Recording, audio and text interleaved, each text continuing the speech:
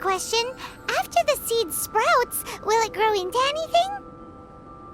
I don't know, but I feel the importance will lie in the method, not the endpoint. Using alchemy to awaken otherworldly life into that would constitute a big leap in my understanding of the essence of life. After awakening, even creation may be possible.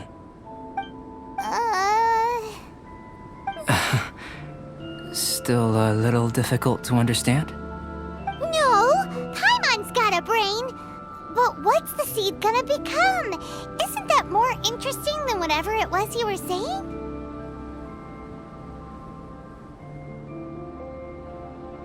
Well, if it turns out to be a delicious fruit, dinner's on me. Yay! Paimon's holding you to it. Well, let's just say I, occasionally have to look after a child. Another lengthy explanation, I'm afraid. I suppose it's one of the few non-alchemy-related disciplines I'm any good at. The subject of my first research was the elements. In this world, manipulating the elements requires a vision. Though I can't see anything resembling one on your person. How you're able to freely manipulate elemental power is something I'd like to ascertain. I've got a few questions in that regard. Firstly, do you have any extra organs? A second heart? A fourth stomach? Things of that nature. Fascinating. And this floating child is connected to your body in some way? What a stupid question! Can't you see the gap between us? And another thing, it's Paimon, not floating child. I was merely considering the possibility that you were an external organ. Perhaps there is some invisible force connecting you. Oh, that rules out that possibility. I wonder, did Paimon guide the elemental power to you? But that would mean that Paimon's elemental power would be enough to break through a mountain rock at least 10 meters thick, or cause the waterfall south of Springville to flow backwards. No, that definitely can't be it. Hey! How would you know anyway? In that case, it would appear that there's no obvious difference between the composition of your body and that of the humans in this world. Given that there's clearly a discrepancy in their research, it seems that only experimentation will yield the answers. Firstly, this mysterious elemental power. I'd like to examine exactly how it manifests externally. Let me lure a few slimes to the area. Perhaps you'd be able to defeat them, using whatever method comes most naturally to you. Huh? Doesn't seem very sciencey. Direct and clear observation are imperative to a good experiment. This is just a simple exercise. Naturally, if you require a greater challenge, we could bring in 6 Oceanids. Slimes! Slimes are fine!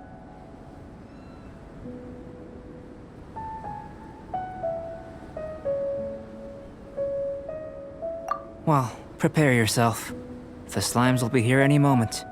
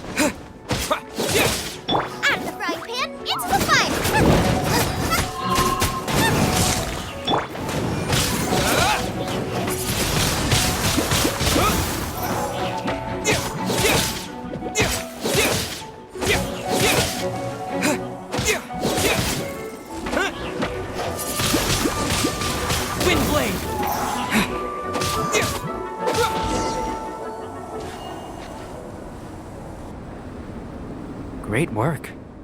Did you feel anything out of the ordinary? If you're injured, I have a few emergency potions ready. Excellent.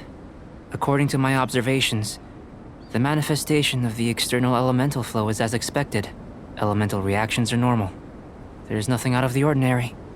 Now that we know that the external flow is manifesting normally, let's test the internal flow. Internal flow? How do you test that? It's very simple. I can use alchemy to create a potion that will extract elemental power. If the elemental power is stored or accumulated physically within your body, this potion may elicit an elemental reaction. Sounds kinda terrifying. Don't worry. In the normal course of events, you'd feel some temporary queasiness. No bodily injury. And in the abnormal course of events? If anything unexpected occurs, I've made the necessary preparations. Try not to worry. Well, it's not that there aren't any risks involved, but if there is anything blocking your elemental flow, we'll be able to locate it with this test. Just a warning. If an internal elemental reaction occurs for any other reason, that's a bad sign. Yes, that's an excellent way to think about it. Before we get started, the potion we'll use for the test is missing a catalyst. We'll need to find it. It's a type of ore known as star silver, but unfortunately not all of it is suitable. I'll take you to my campsite. We can gather some star silver ore on the way. I'll point out any likely contenders. All going to plan, we should be able to begin concocting the potion when we get to the campsite. Paimon's still got a few safety concerns, but it seems like there's a silver lining. Let's keep our eyes open.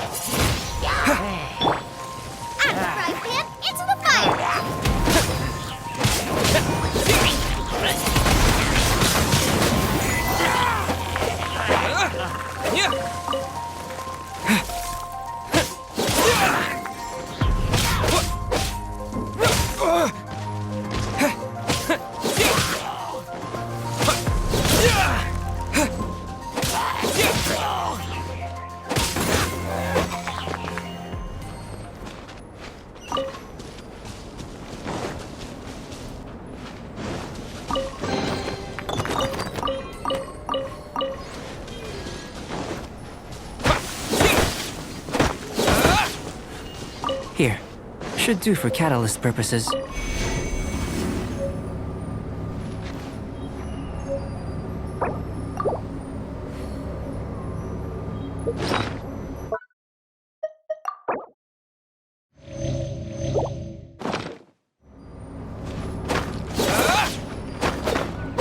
This one. Usable with a bit of polish. What luck. This should be enough. My campsite is just up ahead. I'll lead the way.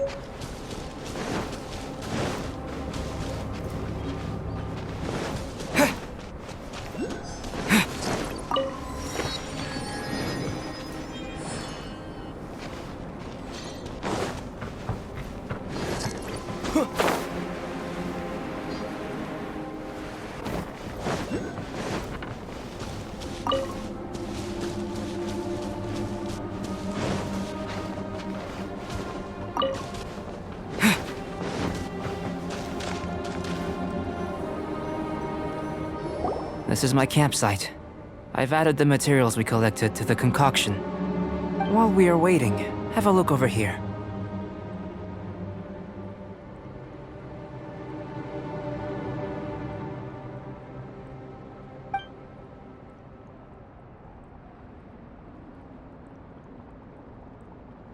My assistant Timaeus here is helping me with my research. I'm guessing you may have met in Mondstadt already. Hello! I've just gotten hold of the data from your experiment. The report is already up on the board there. Whoa! Look at all the data! You got all these results from one slime battle? I wouldn't call them results, inferences, and a few daring guesses perhaps. I think the most rational direction would be to expound on the phylogenetic relationship between this traveler and the slimes. Consider. You don't have a vision, but you can manipulate elemental energy. The slimes don't have visions either, yet they too are able to manipulate the elements. Following this line of thought, I'm sure we'll be able to establish a basis in fact. Not bad for a point of entry. But strictly speaking, slimes are elemental life forms.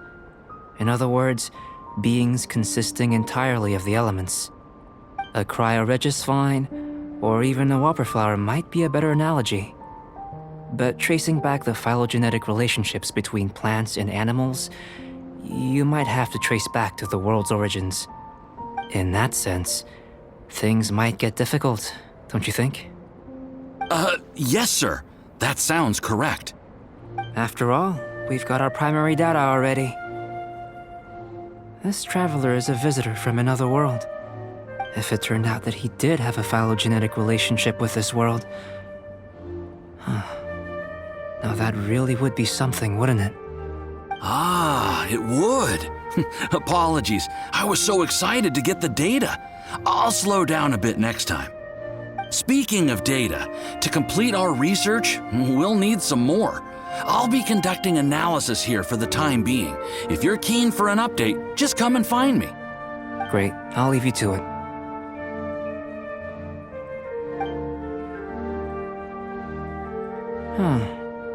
Looks like the potion's ready.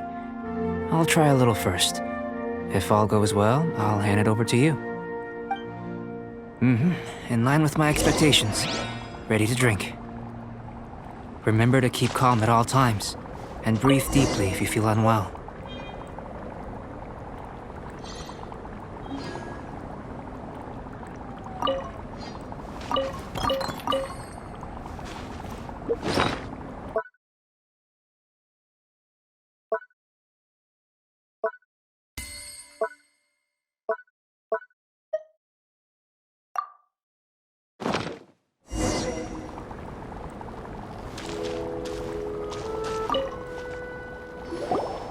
Tasty? You've got a funny look on your face. You said you tried some already. You sure it was ready? What happened to him? Oh, this was the result I was expecting. And a very positive one at that. This potion channels elemental power into the body. Under normal circumstances, a repelling reaction is to be expected. But if the internal elemental flow is unimpeded, you'll only experience momentary discomfort. Once the flow is complete, there won't be any other effects. So you knew you'd be sick and still drank some? It was my own concoction, of course. Only natural for me to be the guinea pig. But of course, you're my assistant. By all sense and reason, it would be wrong of me to place that risk onto you. In conclusion, I'd say we have our conclusion. As far as elemental energy is concerned, you're no different from anyone else in this world. Nothing peculiar. Aw, Paimon wanted something cooler to happen. Then again, better an ordinary result than a peculiar result. Peculiar results have a tendency to be of the undesirable variety.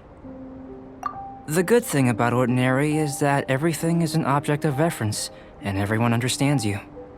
People are the same, they can understand, empathize, encourage, and support one another. When you're sick, a doctor can diagnose you because they are you.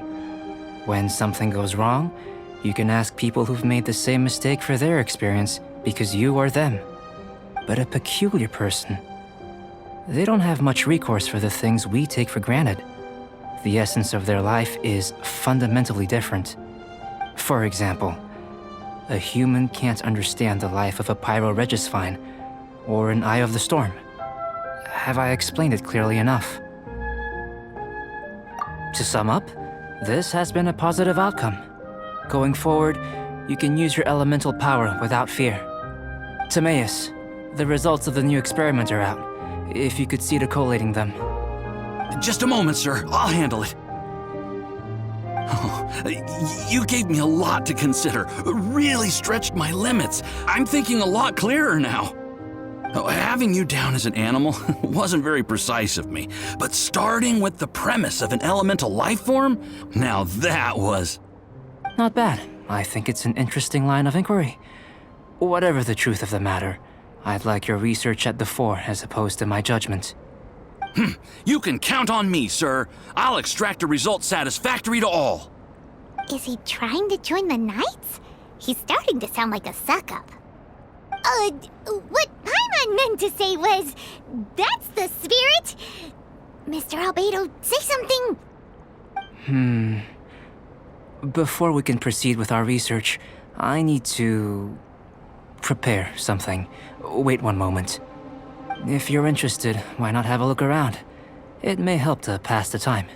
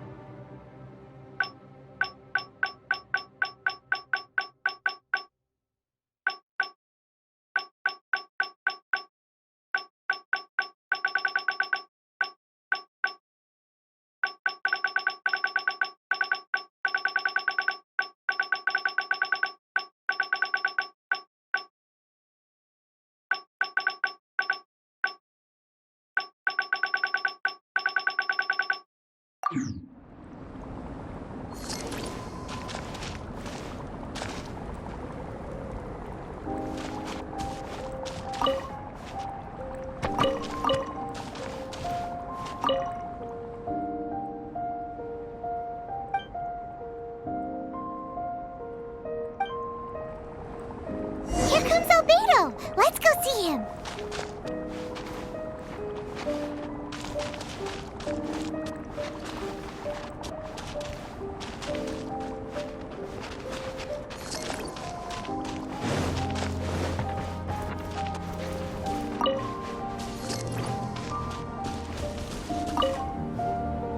I'm back. Did you see anything interesting?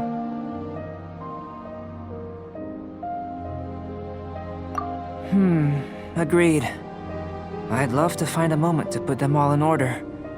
Still, experiments come first. Well, on with the research. There may be significant differences between different worlds. Take Tevat, for example. Here, those with visions can manipulate the elements. But worlds may well exist where only one person is able to do so. Or even everyone. So, leaving elements to one side. Do you possess any... unique abilities? Ones that don't exist in this world? I think answering this question calls for the same methodology as last time. In other words, time for the next experiment. No. You shan't be required to exert quite so much effort this time around. Now, see this pillar here? Use your willpower to try and break it. That was your best effort? Well, can't be helped, I suppose. What's with the disappointment? Isn't that, like, impossible? Have you tried using your elemental power with food? I don't mean for cooking as such. Rather, channeling your power into the ingredients themselves. I'm curious to see how the taste and texture respond. It may even help with proliferation.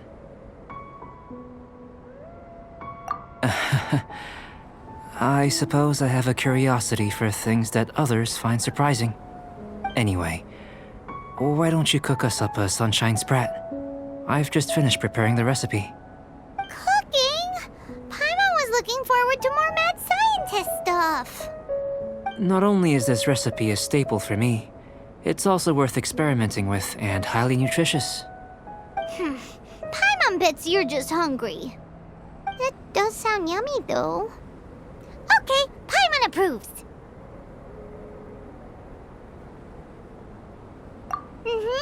Good buddies are always on the same page. I'll leave you to it then. Looking forward to the results. If there's anything left over, maybe Timaeus can finish the last morsels. Paimon doesn't think we'll have that problem. How are we gonna channel elemental power into the food? Maybe try the willpower thing again. Where does it get these ideas from?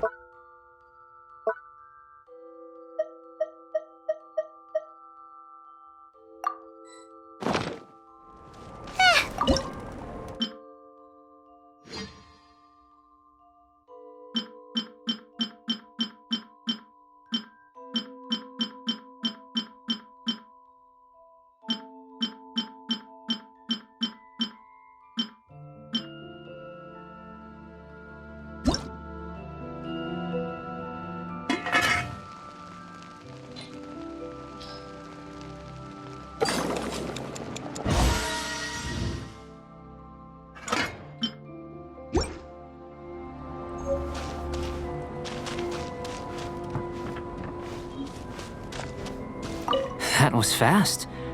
Looking forward to testing the results.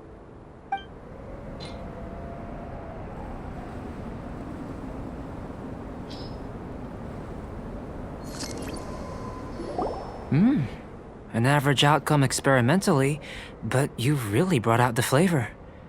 You seem well versed in the science of gastronomy. As far as the proliferation hypothesis is concerned, we've come up short. Seems like food presents the same headaches in your world as it does ours. Unless...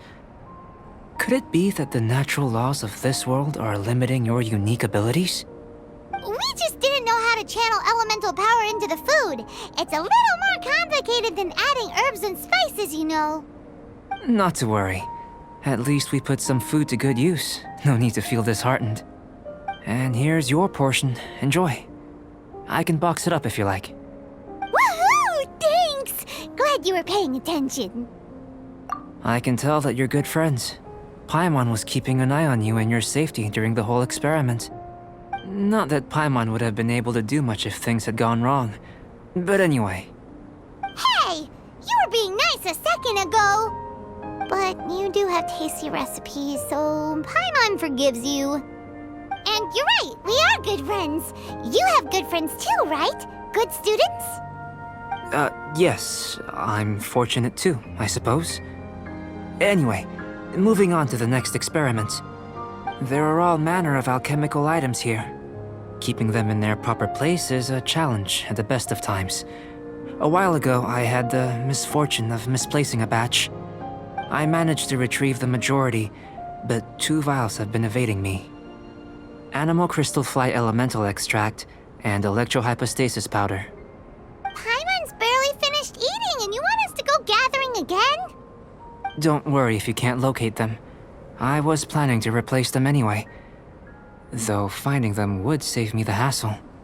If you had, say, a superpower, like night vision or vibratory sensing, lost property would be a thing of the past. I must have dropped them somewhere in the area where you were looking just now. So, guess we'd better take a look. Oh yeah! You could use elemental sight!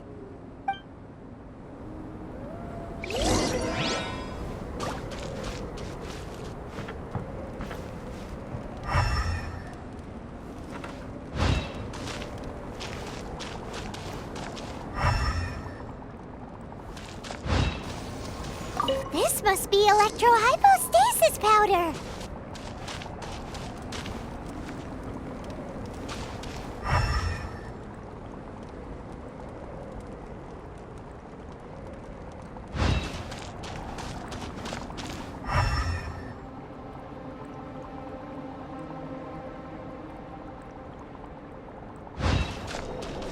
The extract of an animo crystal fly can only be animo elemental energy, right? This has gotta be it. Still in one piece.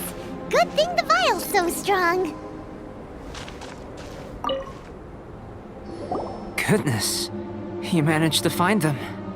Incredible. 1,000 thanks. I'm wondering, this elemental sight, this is what allowed you to locate the items and find me here on the mountains, correct? Yep. Guess it does sort of count as a superpower, huh? Unfortunately, though elemental sight is seldom seen, it is not unheard of in Teyvat.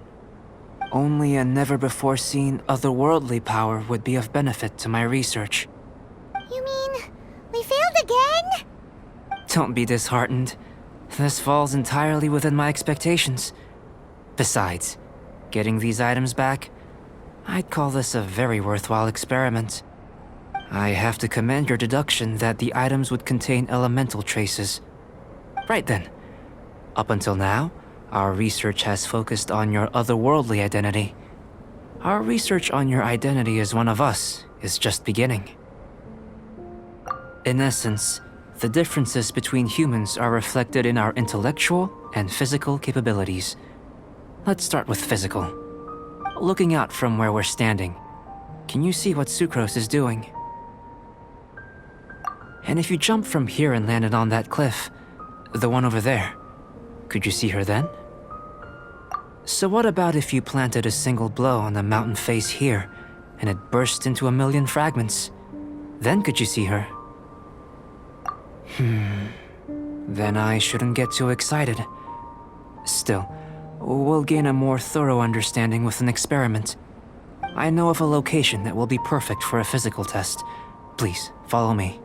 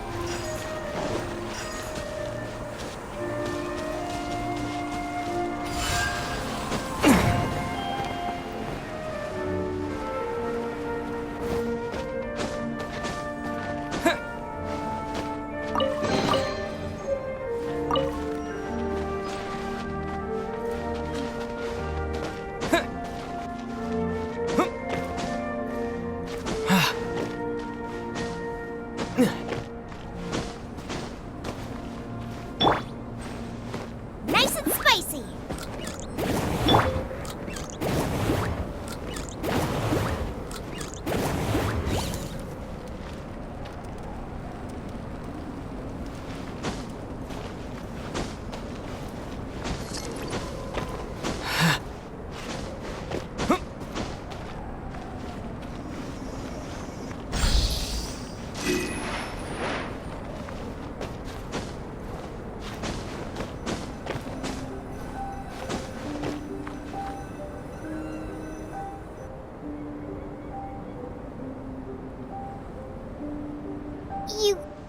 You want us to jump?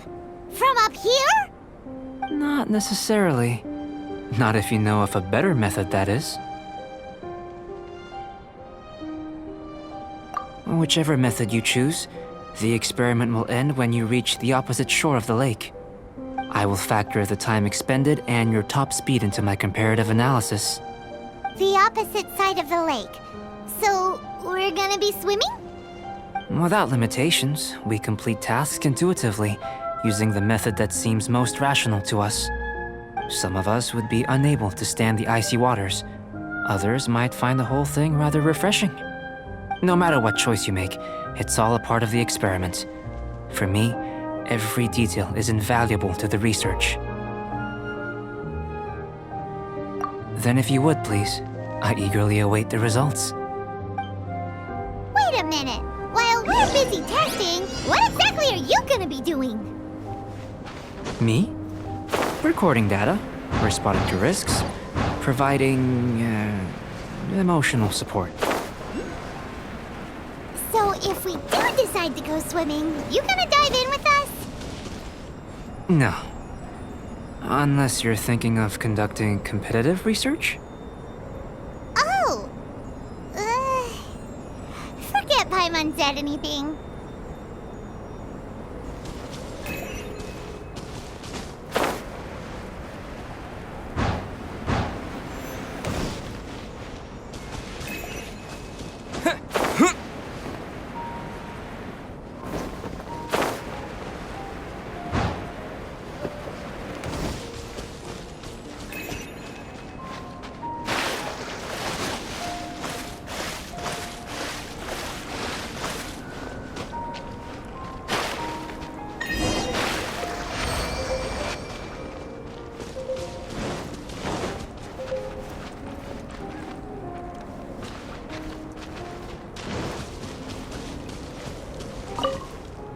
Great work.